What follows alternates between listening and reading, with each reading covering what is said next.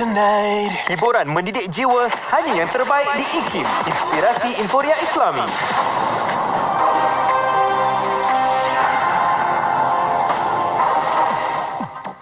Bismillahirrahmanirrahim. Assalamualaikum warahmatullahi wabarakatuh dan salam sejahtera. Bersama saya Ahmad Nazari Muhammad Yusof dalam berita IKIM. Kongres Kesatuan Pekerja-Pekerja di dalam Perkhidmatan Awam atau QPEX menggesa pihak kerajaan melaksanakan Perintah Kawalan Pergerakan PKP secara penuh di seluruh negara sekurang-kurangnya bagi tempoh 21 hari. Presiden QPEX Adnan Mat berkata gesaan tersebut dibuat berikutan situasi semasa yang menyaksikan perkhidmatan kesihatan negara berdepan cabaran yang terlalu dahsyat untuk merawat pesakit COVID-19 dan pada masa sama perlu mengendalikan pesakit lain. Beliau juga berkata tempoh 21 hari berkenaan adalah paling minimum bagi membolehkan langkah drastik dilaksanakan pihak kerajaan bagi mengekang penularan wabak COVID-19. Perintah Kawalan Pergerakan diperketatkan PKPD akan dilaksanakan di Universiti Teknologi Malaysia UTM Skudai Johor mulai esok sehingga 3 Jun ini. Menurut Menteri Kanan Kluster Keselamatan Datuk Seri Ismail Sabri Yaakob, ini berikutan sejumlah 49 kes positif COVID-19 telah dicatatkan setakat ini hasil daripada 346 ujian saringan yang dijalankan ke atas penghuni Kolej Datin Sri Endon, Kolej Tun Husin On, Kolej Tun Dr. Ismail, Kolej 9 dan 10 serta Pusat Kesihatan. Sementara itu, Datuk Seri Ismail Sabri turut memaklumkan bahawa PKPD di Kampung Perkhidmatan Tulang Mukim Sebatu Jasin Melaka, Kampung Lubuk Katak Tapa Perak dan Sekolah Menengah Kebangsaan SMK Madai Kunak Sabah akan ditamatkan pada hari ini selepas baki kes aktif di lokaliti berkenaan menunjukkan tren penurunan. Akhir sekali, Labuan mungkin akan mengikuti langkah pihak kerajaan Sabah yang bakal menguatkuasakan kuarantin wajib 14 hari terhadap individu yang memasuki Pulau Bebas Sukai berkenaan sebagai usaha untuk mengekang penularan wabak COVID-19 di Malaysia. Pengerusi Jawatankuasa Pengurusan Bencana Alam Labuan, Rituan Ismail berkata, pihaknya kini sedang mendapat kelulusan daripada pihak kerajaan persekutuan mengenai perkara itu. Menurutnya lagi, selain kuarantin wajib, Pengurusan Bencana Alam Labuan juga mencadangkan supaya ujian reaksi rantai polimeres PCR dijalankan terhadap setiap pelancong sebelum memasuki Pulau Bebas Sukai itu. Sekian sahaja berita IKIM untuk edisi 10 pagi ini. Berita seterusnya akan ke udara pada pukul 12 tengah hari nanti. Assalamualaikum warahmatullahi wabarakatuh dan teruskan kesetiaan anda bersama IKIM, Inspirasi Inforia Islami. Laporan berita tadi dari sumber bernama Kapsul Masa. Pada 21 Mei dalam tahun 2014, Seminar Ulama Menteri-Menteri Agama Brunei, Indonesia, Malaysia dan Singapura (MABIMS) telah diadakan di Holiday Inn Orchard City, Santa, Singapura yang dianjurkan oleh negara Republik Singapura. Seminar yang bertemakan melakar rangka kerja bioetika Islam senusantara ini telah disertai oleh anggota negara MABIMS iaitu Brunei Darussalam, Republik Indonesia, Malaysia dan Republik Singapura. Malaysia turut membentangkan kertas kerja, hak dan batas-batas individu dalam isu kajian DNA dan pendermaan organ oleh Nur Safina Zainal, Ketua Penolong Pengarah Bahagian Pengurusan Fatwa JAKIM. Seminar tersebut memberi tumpuan kepada permasalahan umum bioethics iaitu mengenai penghormatan nyawa manusia dan autonomi manusia dalam kebebasan memilih. Hasil daripada seminar tersebut, suatu draft awal rangka kerja bioetika Islam telah dihasilkan dan dikemukakan pada mesyuarat MABIMS akan datang untuk diguna pakai dalam menghadapi isu-isu bioethics yang banyak berkait rapat dengan hukum Islam.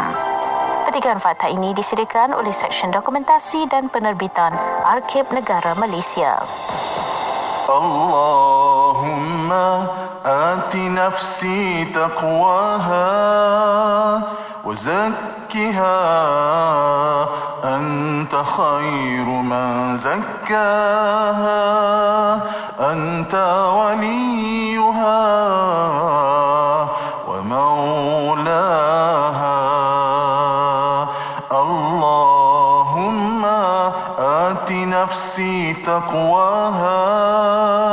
وزكها أنت خير من زكاها أنت وليها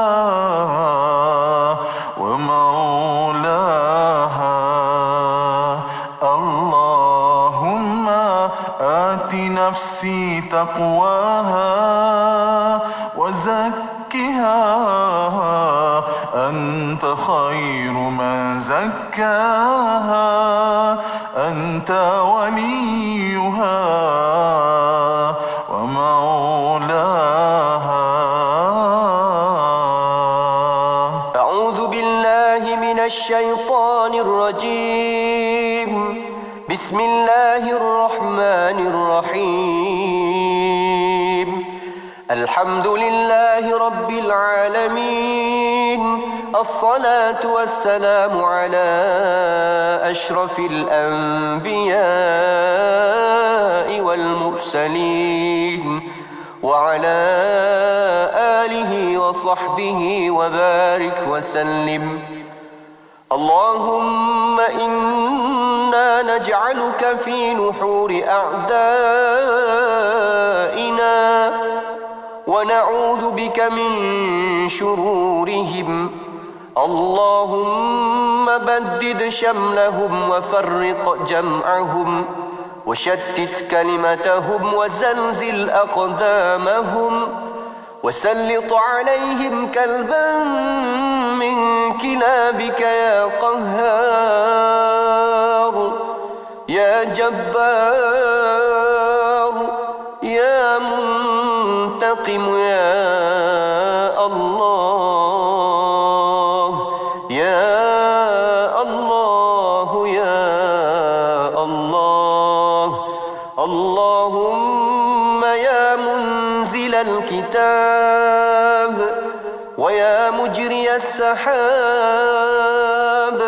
ويا هازم الأحزاب اهزمهم وانصرنا عليهم.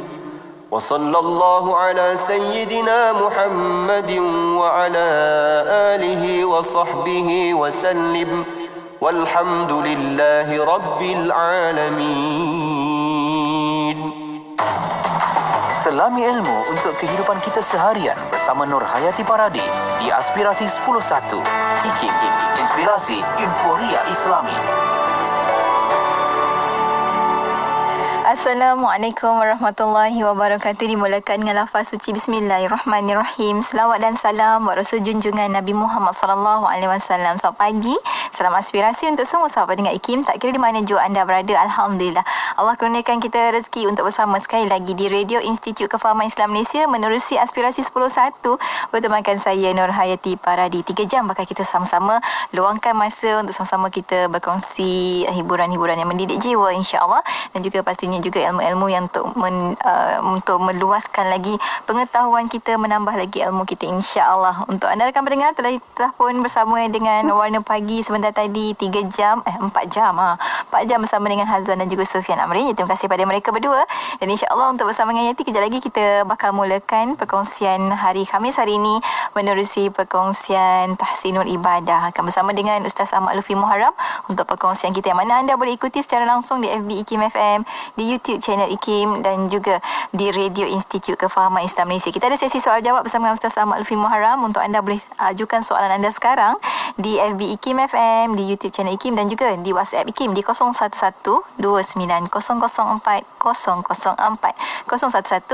011-29004004. Kita bersama dengan Rabbani saat ini dengan mencintaimu, tentunya hanya di IKIM, Inspirasi Inforia Islami, bertemakan saya Nur Hayati Paradi.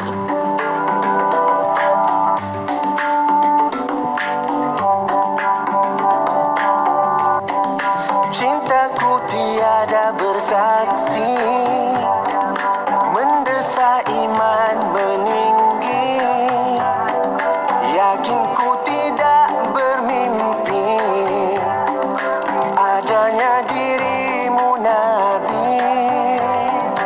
Cintaku apabila menyaksi membuat rindu nan tinggi, mendamba kasihmu Nabi.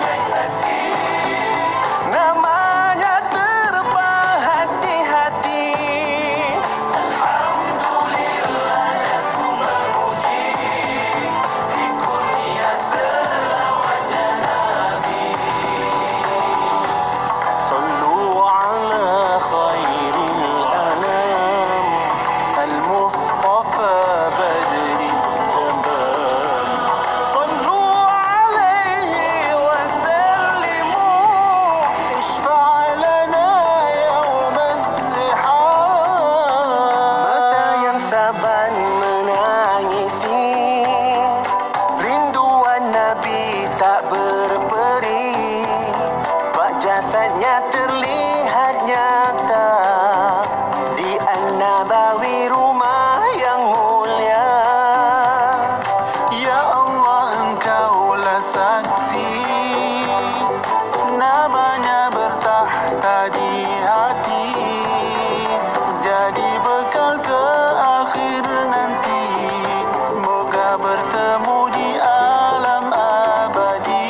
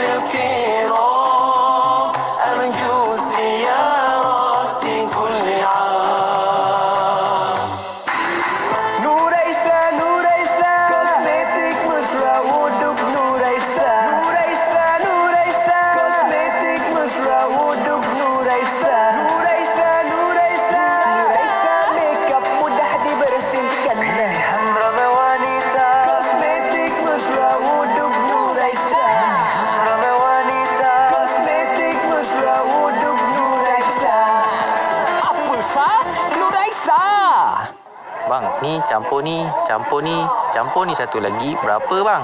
Okey, kejap. Ni harga dia. Murahnya bang.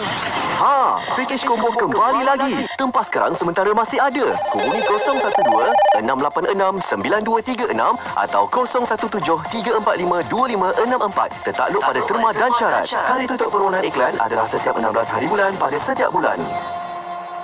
Para pendengar setia Radio IKIM, kini anda boleh mendapatkan barangan cenderamata eksklusif dari IKIM khas untuk anda seperti t-shirt IKIM, shawl, tudung pashmina, topi, payung silver coded, sejadah dan banyak lagi.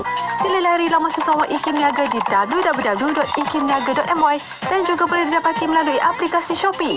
Cari IKIM, jarak niaga. Hubungi 03-6204-6388 atau 389 untuk maklumat.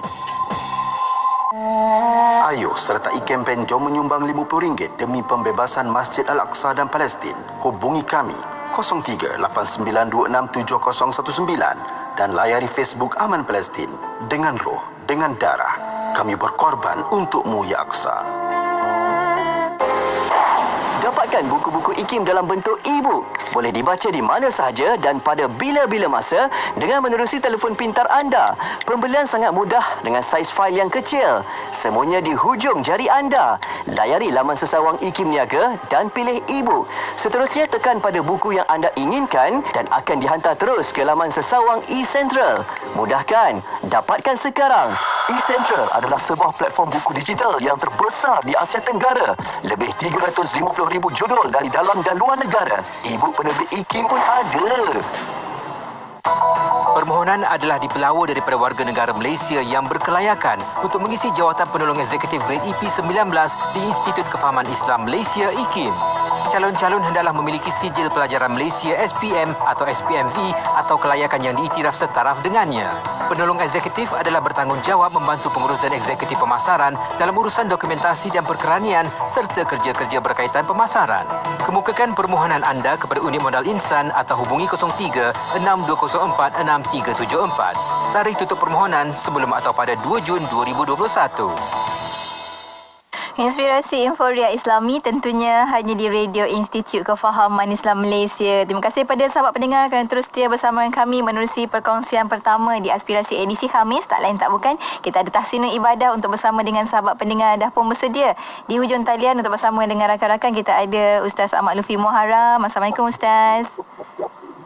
Waalaikumsalam warahmatullahi. Alhamdulillah. Dan hari ini kita ada sesi soal jawab bersama dengan Ustaz Ahmad Lutfi Muharram untuk bersama dengan rakan pendengar yang mana anda boleh ajukan soalan-soalan anda di FB IKIM FM, di YouTube channel IKIM dan juga di WhatsApp IKIM di 0112900404 dan di awalan ini yang bagi yang sedang menyaksikan, telah pun menyaksikan, tekan butang share supaya lebih ramai lagi dapat maklumat, dapat jawapan-jawapan daripada persoalan-persoalan mereka sebelum-sebelum ini. Jadinya Ustaz, sebelum kita nak mulakan, kita awalkan dengan mukadimah terlebih dahulu daripada Ustaz. Silakan Ustaz.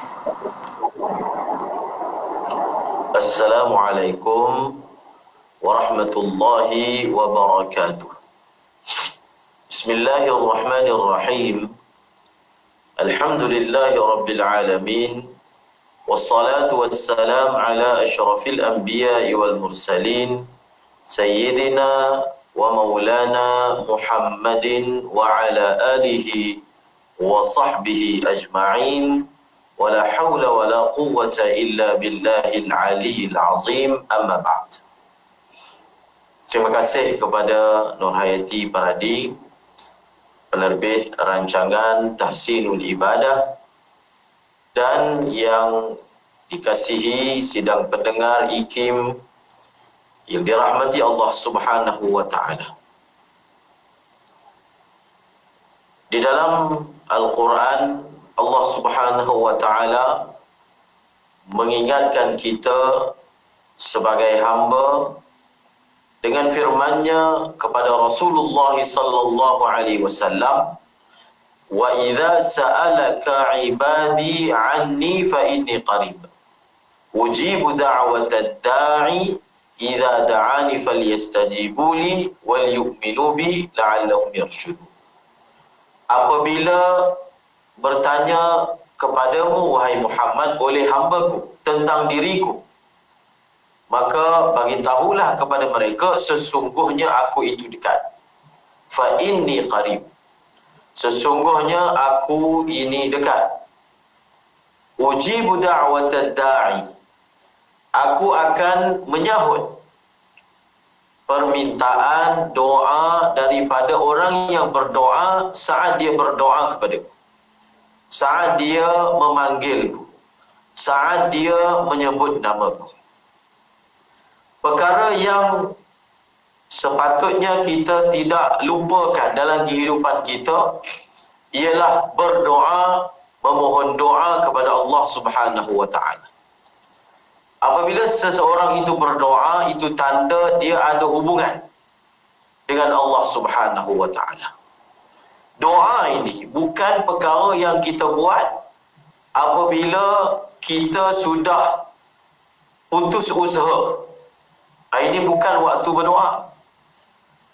Apabila segala asbab duniawi, segala yang kita boleh capai dengan kudrat kita, tangan kita sudah habis, pada ketika itu baru kita berdoa. Ini bukan yang diajar oleh Rasulullah. Janganlah menjadikan Allah Ta'ala itu adalah pintu terakhir yang kita ketuk. Kita dah ketuk pintu bank, kita dah ketuk pintu makhluk, kita dah jumpa orang itu, dah jumpa orang ini, dah jumpa doktor sana, dah jumpa dukun sini. Setelah tak boleh, setelah nampaknya pintu tertutup, akhirnya Allah yang terakhir kita cari. Dalam setiap masa, dalam setiap waktu, dalam setiap usaha kita mesti disertakan dengan doa. Mana ada asbab makhluk yang mana kita tak perlu kepada Allah. Sebenarnya usaha berserta dengan doa. Usaha berserta dengan doa, bukan doa itu dibuat lepas usaha. Bukan. Berserta dengan doa. Maka sekarang ini kita berada dalam keadaan musibah, dalam keadaan masalah. Maka yang sepatutnya kita lakukan, kita sertakan dengan doa, dengan amal, dengan sembahyang, dengan zikir. Bukan setelah kita dah surrender, tak mampu nak buat apa-apa, akhir sekali barulah cari solat hajat. Akhir sekali barulah cari doa. Maka sebenarnya kita telah meletakkan Allah itu yang paling lekeh, yang paling belakang.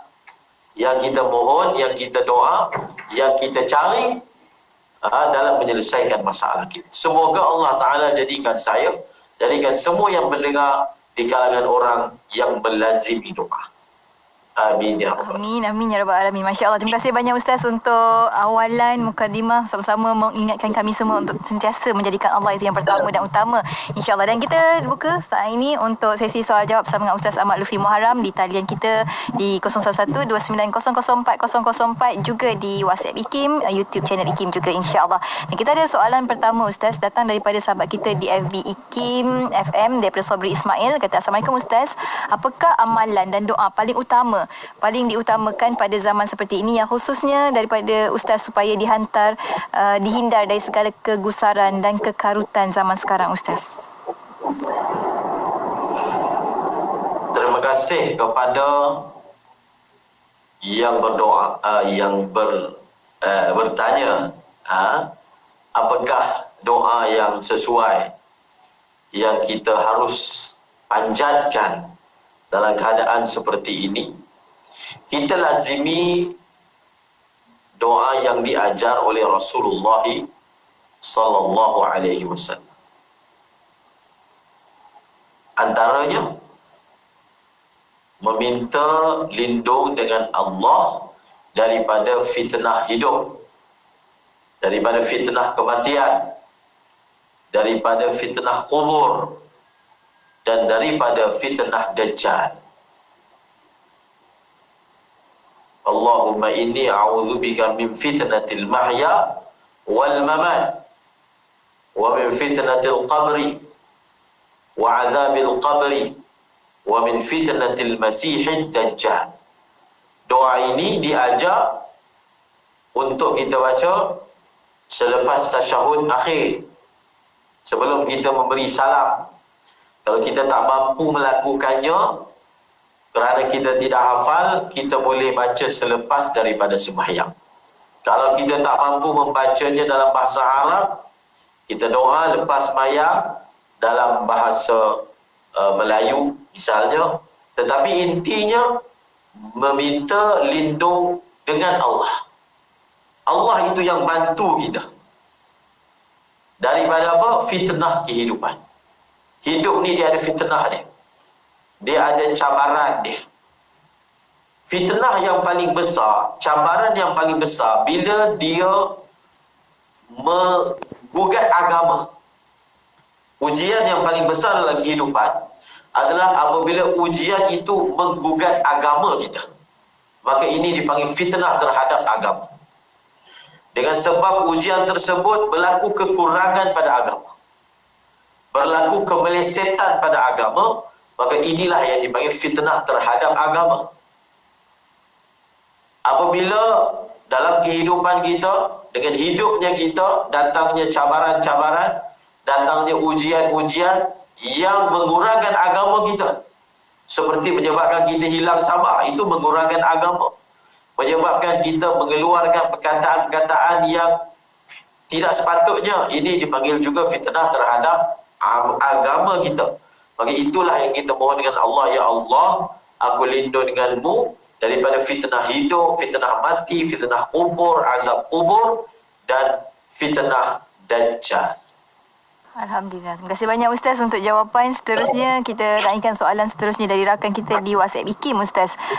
Seorang ahli sebuah koperasi, sebagai ahli kita memberi sejumlah wang untuk modal niaga koperasi dan mendapat dividen dari keuntungan dan perniagaan yang dijalankan oleh koperasi. Soalannya yang pertama, adakah modal yang sahabat kita laburkan dalam koperasi itu wajib atas sahabat kita untuk bayar zakatnya Ustaz?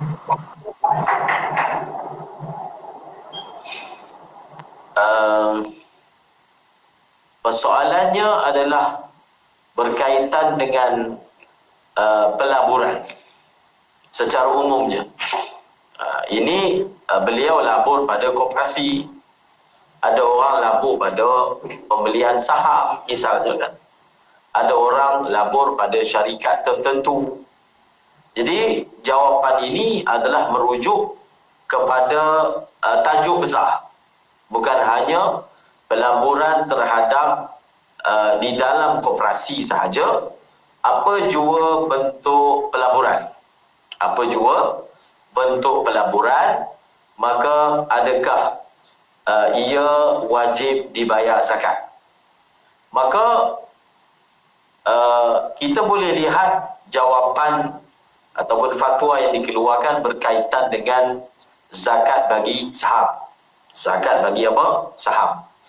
Apabila kita mengeluarkan modal, ataupun apabila kita melabur, ataupun apabila kita membeli saham, maka modal itu, saham itu adalah duit kita. Dia adalah kepunyaan kita. Dia adalah kepunyaan kita, bukan kepunyaan koperasi. Diusahakan oleh koperasi wangnya itu supaya membuahkan untung, membuahkan dividen yang kita akan kecapi nikmatnya. Maka oleh kerana wang itu dinisbahkan kepada kita, milik kita, modalnya adalah milik kita, saham itu adalah milik kita, maka kalaulah dia milik kita dan dia masih ada, maka kita perlu masukkan di dalam apa? Kita perlu masukkannya di dalam wang yang kita perlu untuk membayarnya sebagai zakat. Sebagai zakat. Kalau koperasi yang kita laburkan itu tidak membayar zakat bagi pihak pencarum, ataupun tidak ada akad janji bahawasanya pihak koperasi akan membayarkan zakat bagi pihak pencarum, sebab dia perlu wakil, dia perlu ada wakalah daripada pihak apa? Daripada pihak pencarum bahawasanya juga, maknanya operasi yang akan dilakukan oleh koperasi di samping jual beli berniaga, maka dia juga akan membayarkan zakat bagi pihak pencarum. Maka kalau sudah dilunaskan oleh pihak koperasi, iaitu pihak yang dipertanggungjawabkan, maka kita tidak perlu masukkan dalam kiraan zakat kita. Kita hanya perlu kira duit yang ada pada kita. Tetapi sekiranya tidak dibayarkan, maknanya masing-masing bertanggungjawab atas bahagian dia, maka kita perlu masukkan dalam kiraan kalau modal itu masih ada. Baik. Bahagian kita je lah kan Ustaz sekiranya? Ya, bahagian kita. Ya, baik. Seterusnya ada soalan kedua Ustaz, sambungan. Kata bagaimana dengan dividen yang sahabat kita ni dapat? Adakah dikenakan zakat pendapatan semasa sahabat kita terima kerana keuntungan daripada dividen itu telah dibayar zakatnya oleh pihak koperasi? Selama ini sahabat kita ni bayar sebagai zakat pendapatan semasa terima, dan setelah setahun dalam simpanan, sahabat kita akan bayar zakat simpanan Ustaz. Setelah kita dapat dan kita simpan selama setahun, maka kita perlu membayar zakatnya. Bukan setelah kita dapat kita bayar zakat. Setelah apa? Kita dapat dan kita berjaya menyimpannya selama setahun, iaitu 1 haul, maka kita membayar zakatnya atas nama zakat simpanan. Tadi dinyatakan telah dibayarkan zakatnya oleh koperasi. Maksudnya itu untuk tahun yang lepas, sebelum ada dalam pegangan kita. Tetapi apabila ada dalam pegangan kita, maka berlalu setahun, maka itu untuk tahun yang lain pula zakatnya. Begitulah status duit simpanan. Duit simpanan ni kalau kita simpan tak usik, kita dah bayar zakatnya tahun lepas, tahun ni kena bayar lagi. Kalau kita simpan lagi dan nisab masih maintain, maka tahun depan kena bayar lagi, tahun keempat kena bayar lagi, begitulah seterusnya. Bukan maknanya duit ini saya dah bayar dah ni tahun lepas, tahun ni tak bayar. Tak, setiap kali berlalu setahun maka perlu dizakatkan. Walaupun kita tak niaga kan, walaupun duit itu tak bertambah pun, bahkan berkurangan dengan sebab zakat, tetap kita perlu bayar kerana setiap tahun ada tuntutan zakat yang berasingan. Baik, Alhamdulillah. Kita akan rehat seketika Ustaz. Selepas ni kita ada soalan bagaimana kalau sahabat kita ni nak bagi zakat atau fidyah kepada sahabat-sahabat saudara kita di Palestin. Jawapannya lepas kita berhenti rehat seketika. Untuk anda jangan ke mana-mana, teruskan kesetiaan bersama kami. Tentunya hanya di IKIM, Inspirasi Inforia Islami.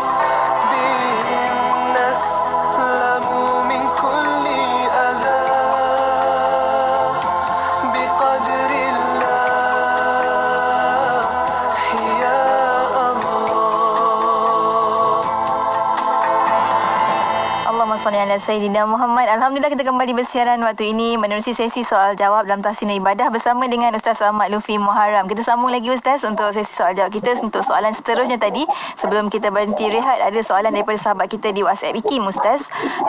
Daripada Hafizuddin Kulim Kedah, kata, Ustaz, bolehkah kita bayar zakat ataupun fidyah pada Gaza? Adakah fidyah boleh diberi dalam bentuk wang Ustaz?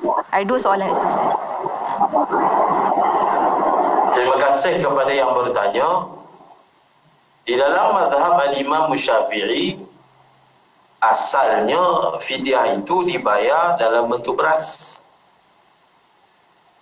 Seperti mana di dalam mazhab Syafi'i, asalnya zakat fitrah itu dibayar dalam bentuk beras.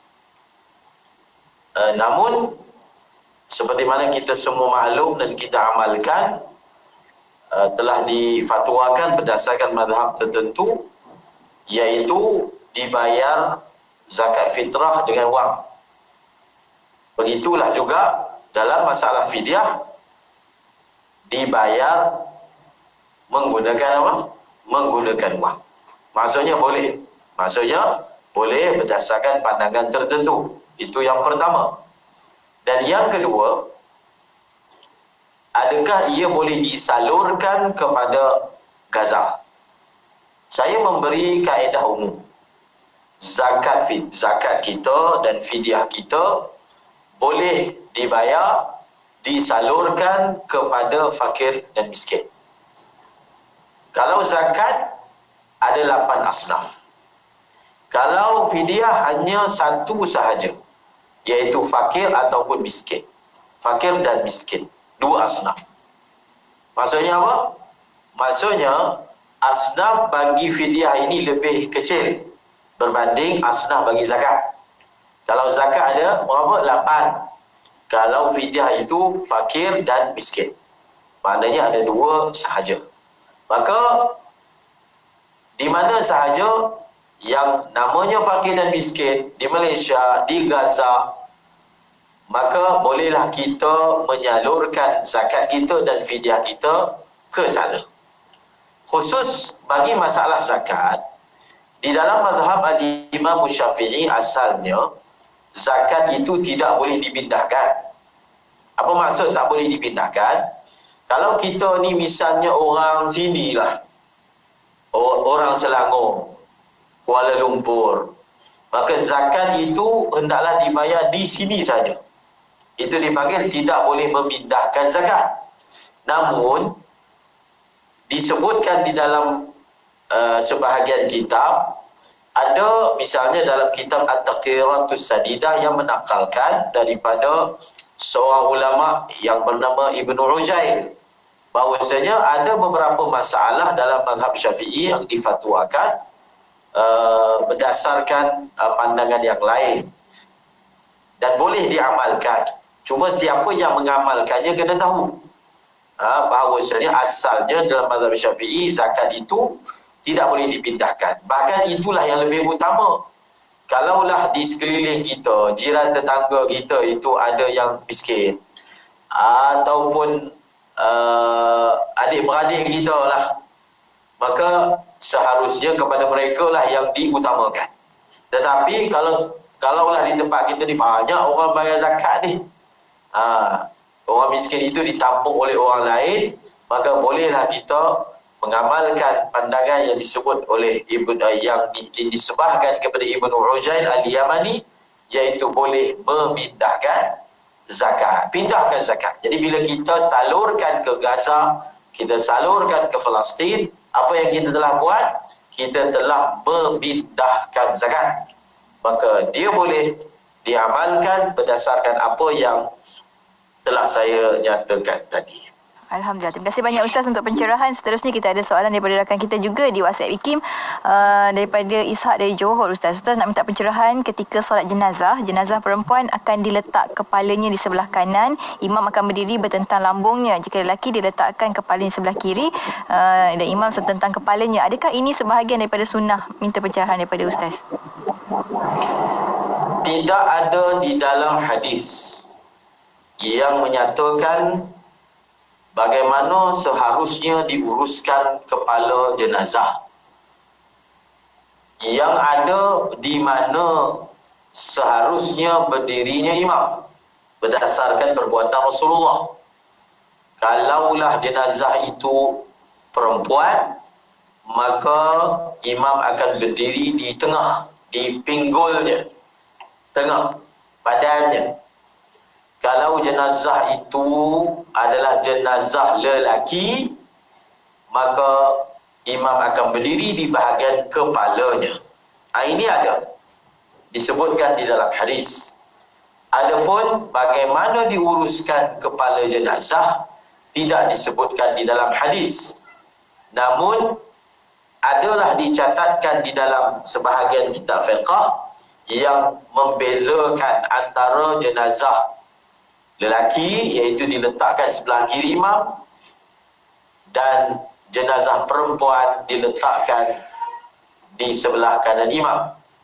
Namun pendapat yang mu'tamad dan telah ditahqiqkan oleh Syekh Ismail Zain,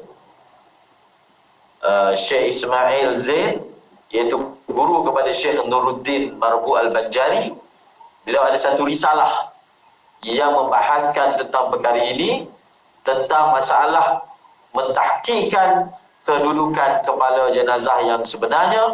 Maka saya berpegang kepada tahqiq beliau, iaitu tidak ada beza antara jenazah lelaki dan jenazah perempuan iaitu kedua-duanya diletakkan di sebelah kanan.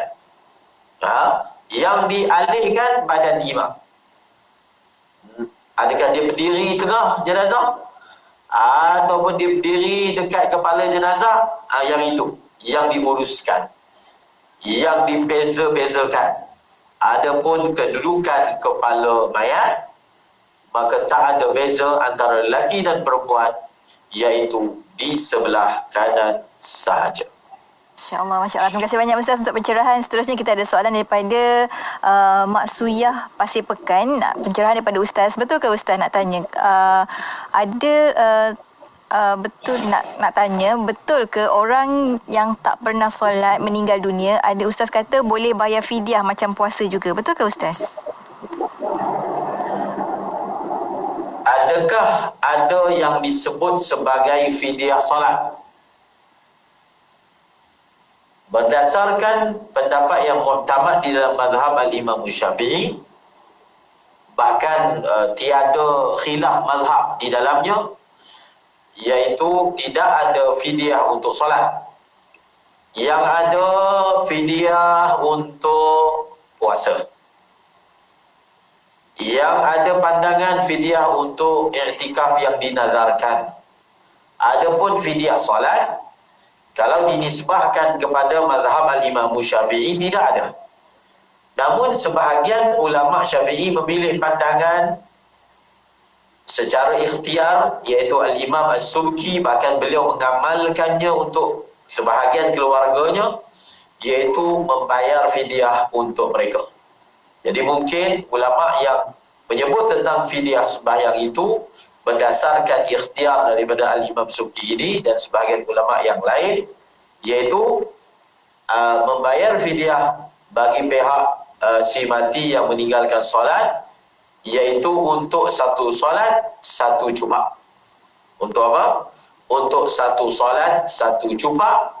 Dan kita boleh amalkan, walaupun bukan berdasarkan apa yang disebutkan ataupun diamalkan oleh al-Imam As-Subki, kita sedekahkanlah. Kita ni sedekahkanlah bagi pihak si mati kita, sedekahlah macam mana pun, dengan niat moga-moga dengan sedekah kita doakan pahalanya. Sedekah ini boleh menolak bala. Kita sangka baik dengan Allah, moga-moga dengan sedekah kita ini Allah Ta'ala mengampunkan dosa si mati kita. Itu hanya harapan sahaja daripada Allah, tetapi keputusannya Allah Ta'ala mengampunkan ataupun tidak mengampunkan sesiapa yang dia kehendaki. Masya Allah, terima kasih banyak Ustaz. Seterusnya kita ada soalan daripada Facebook IKIM Muhammad Faizal Harun. Ustaz kata fidyah, bila waktu mula, bila waktu akhir untuk menunaikannya bagi hutang puasa tahun lepas 141 Hijrah sebab ibu menyusu Ustaz? Mula boleh membayar fidyah bagi ibu yang menyusu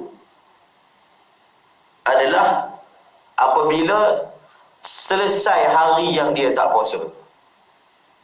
Apabila hari itu dia tak puasa, hari itu dia tak puasa kerana menyusukan anak misalnya, kerana dia takut kalau dia tidak susukan anak, kalau dia puasa susu kurang memudaratkan anak.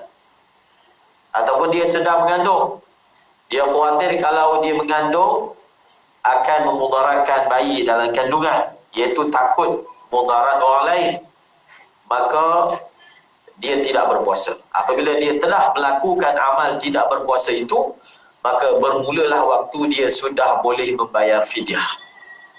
Maknanya dalam bulan Ramadan itu sendiri, dia dah boleh mula membayar fidyah. Bilakah waktu akhirnya? Tidak ada waktu akhir. Kalau dia masih hidup, waktu akhirnya sebelum dia mati. Kalau dia sudah meninggal dunia, fidyahnya itu tertangguh sebagai qadha. Fidyahnya itu tertangguh sebagai hutang yang akan dilunaskan daripada harta pusakanya. Maknanya si mati itu meninggal dunia, ada tunggakan fidyah, maka kita akan keluarkan bayaran fidyah itu daripada harta pusakanya sebelum diagih-agihkan kepada waris. Perlu disettlekan, diselesaikan dahulu urusan fidyah ini dan lain-lain sebelum dibahagikan secara faraid. Baik, Alhamdulillah. Terima kasih banyak Ustaz. Seterusnya kita ada soalan di WhatsApp IKIM dari Rahayu dari Semenyih Ustaz. Kata jika kita puasa, qada puasa, kebetulan hari itu hari Khamis, hari putih pula dan dalam bulan Syawal, adakah kita cuma niat puasa qada saja dan pahala puasa sunat automatik dapat atau perlu diniatkan sekali? Jika perlu diniatkan, bagaimana caranya Ustaz?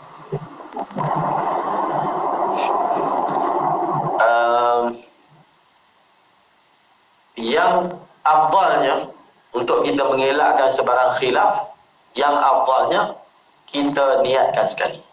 Kita niatkan sekali. Walaupun di sisi Al-Imam Ar-Ramli memadai dia hanya niat puasa qada.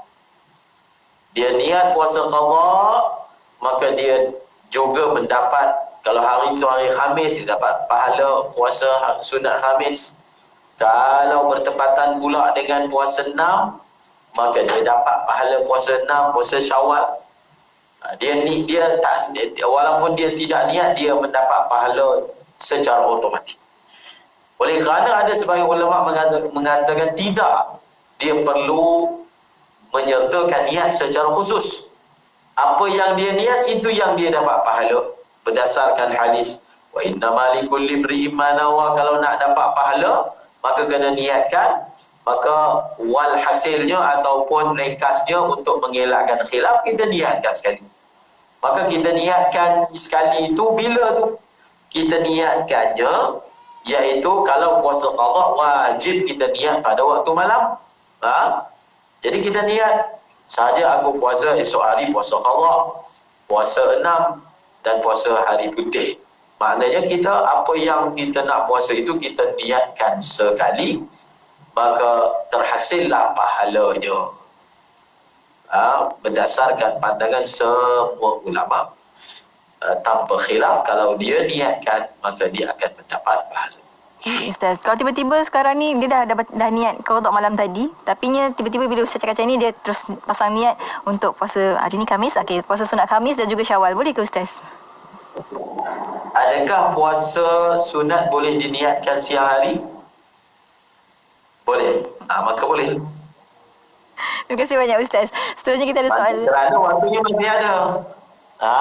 Kerana waktunya masih ada. Puasa qada, waktunya kan malam. Seperti mana puasa wajib, maka dia mesti niat waktu malam.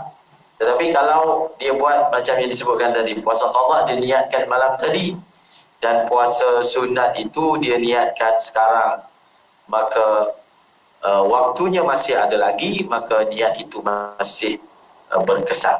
Baik, masih valid insya-Allah. Dan untuk anda lagi soalan daripada rakan kita di WhatsApp IKIM Ustaz. Bolehkah sahabat kita ni menjadi wakil bagi membayar zakat fitrah kawan-kawan yang lain yang tak dikenali? Okey. Soalan kedua, bagaimana dengan akad jika bayar zakat secara online Ustaz? Bolehkah dia menjadi wakil rakan yang dia tidak kenali? Boleh dia menjadi wakil orang yang dia tidak kenali. Cuma bagaimanakah taukil ataupun pelantikan wakil itu berlaku? Yang itu perlu dijelaskan. Maknanya orang yang tidak dikenali itu bagaimanakah lafaznya dia mewakilkan?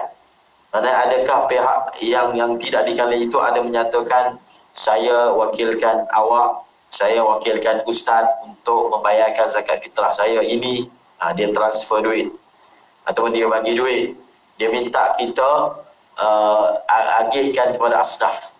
Jadi kalau lafaz mewakilkannya itu ada, penyataan menjadikan kita sebagai wakil itu ada, maka sahlah kita menjadi wakil menyerahkan kepada asnaf bagi pihak mereka.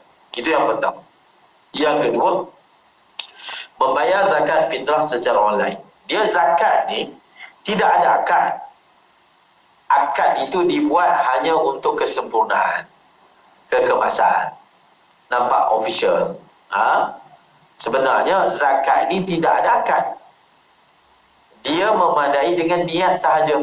Niat. Saya datang pada satu orang yang saya kenal zahirnya miskin, saya memang ada nak bayar zakat, saya bagi duit pada dia. Mungkin dia sangka yang dia dapat tu sedekah biasa, derma biasa. Tapi hati kita niatkan ini sebagai zakat saya, maka jadi zakat. Walaupun yang menerima tu faham benda lain, kita yang memberi mempunyai niat zakat, itu yang penting. Itu yang penting. Maka dalam masalah membayar zakat secara online, sama ada kita terus bayar transfer kepada asnaf, akaun asnaf, ataupun kepada pusat zakat, maka ketika kita melakukan proses transfer itu, kita niatkan yang saya transfer ini, yang saya serahkan ini, ialah serahkan dalam bentuk transfer adalah zakat saya. Zakat apa? Zakat fitrah ke? Zakat simpanan ke? Terpulang pada jenis zakat yang kita ingin sempurnakan. Yang penting niat lah Ustaz kan? Ya, niat. Baik. Seterusnya kita ada soalan di Facebook IKIM daripada Liz Kaiman, kata, Assalamualaikum Ustaz. Saya nak tanya, bolehkah seorang anak bayar fidyah ibu yang sakit berat walaupun ibunya masih ada ekoran ibu sendiri tak mampu nak bayar fidyahnya? Mohon pencerahan Ustaz. Ibu sakit berat dan ibu tak mampu membayar fidyah sendiri. Sakit, seseorang yang dia sakit dan dia tak puasa, adakah dia perlu membayar fidyah? Kita tengok dulu, bukan semua sakit yang ada fidyah. Sakit yang ada fidyah adalah yang dipanggil sebagai sakit yang kebiasaannya tiada harapan sembuh. Jenis sakit itu mustahil tak mustahil sembuh, Allah Ta'ala boleh bagi sembuh. Tapi jenis sakit itu kebiasaannya membawa kepada mati. Kalaulah ibu itu mengidap penyakit seperti itu dan kerananya dia tidak berpuasa, maka fidyah untuk dia. Fidyah. Bahkan kewajipan untuk orang seperti ini fidyah sahaja. Andailah dia sehat semula, contohlah secara luar biasa, maka dia tidak perlu qada puasa yang dia tidak melakukannya ketika dia sakit. Tapi kena ingat, sakit yang jenisnya tak ada harapan sembuh. Jadi kalaulah ibu mengidap penyakit seperti itu, barulah ada bicara tentang fidyahnya. Ada fidyahnya. Sekarang ni sakit ibu memang jenis seperti itu. Contoh, kita andaikan sakit ibu yang bertanya itu seperti yang saya sebutkan tadi. Jadi adakah boleh anak ini bayar bagi pihak si ibu? Boleh, tapi dengan izin ibu. Maknanya dia bagi tahu pada ibu, ini ibu ada fidyah sekian, jadi saya minta izin untuk bayarkan bagi pihak ibu. Kalau ia berlaku ketika hidup ni, cerita ketika hidup ni, maka pembayaran fidyah itu sah. Pembayaran fidyah itu adalah sah. Tapi kalau sudah meninggal dunia, maka kita boleh membayarnya secara jelaslah, tidak perlu meminta izin daripada sesiapa. Baik, terima kasih banyak Ustaz. Seterusnya kita ada soalan daripada sahabat kita Muhammad Zuhdi di Facebook IKIM, kata, Assalamualaikum Ustaz. Sahabat kita ni baru kehilangan kematian isteri dan isteri ada meninggalkan sedikit wang. Bagaimana nak guna wang tersebut Ustaz? Bagaimana hendak menguruskan? Itu soalannya. Bagaimana? Bagaimana hendak menguruskan wang tersebut? Jadi wang itu diuruskan, pertama melunaskan kalau isteri itu ada fidyah, kalau isteri itu ada hutang, kalau isteri itu ada nazar, kalau ada, maka wang itu digunakan untuk lunaskan. Hutangnya lebih banyak daripada wang yang dia tinggalkan, maka habislah. Wang itu habis dan tidak ada pusaka, tidak ada agihan kepada waris.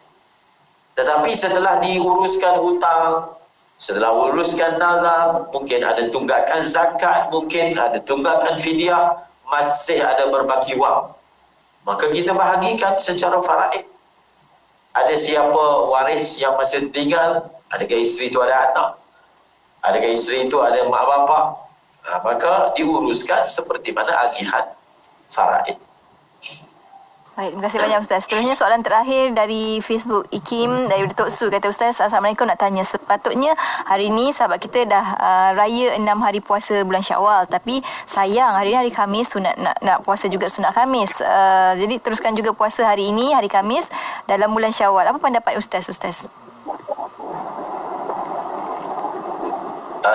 Tadi kita ada bincangkan bahawasanya puasa 6, puasa Khamis ini dia boleh disekalikan. Bukan maknanya dia belaga. Kalau saya dah niat Ustaz. Dia dah habis puasa 6.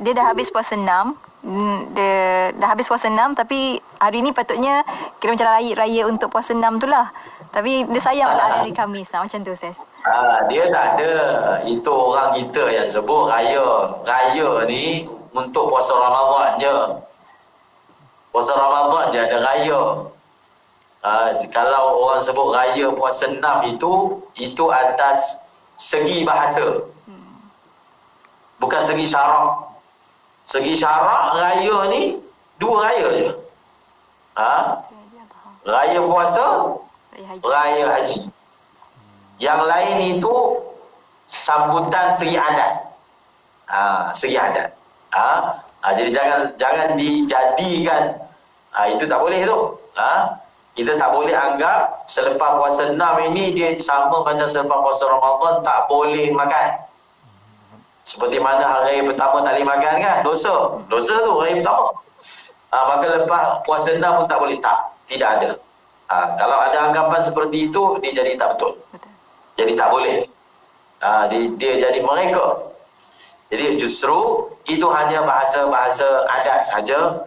Ini saya raya, maksudnya dah selesai puasa 6. Bukan bermakna hari ke-7 itu selepas selesai 6 mesti raya, makan ketupat apa semua, rendang kena masak asin. Tidak. Jadi tak ada masalah. Masya Allah. Terima kasih banyak Ustaz. Ustaz, kita sampai hujung dah Ustaz pertemuan kita pada hari ini. Mungkin hujung-hujung ni ada titipan pesan Ustaz sendiri untuk sahabat pendengar kita. Silakan Ustaz.